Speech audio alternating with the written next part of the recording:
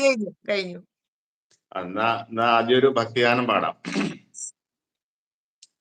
ഒരു നേരമെങ്കിലും കാണാതെ വയ്യന്റെ ഗുരുവായൂരപ്പാ നിൻ ദിവ്യരൂപം.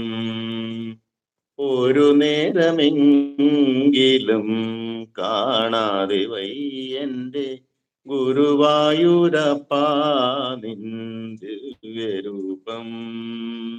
ഒരു മാത്രയെങ്കിലും കേൾക്കാതെ വയ്യ നിൻ മുരളി പൊഴിക്കുന്ന ഗാനാലാപം. മുരളി പൊഴിക്കുന്ന ഗാനാലാപം. ഒരു നേരമെങ്കിലും കാണാതെ വയ്യന്റെ ഗുരുവായൂരപ്പാ നിൻ ദിവ്യരൂപം. ഇത്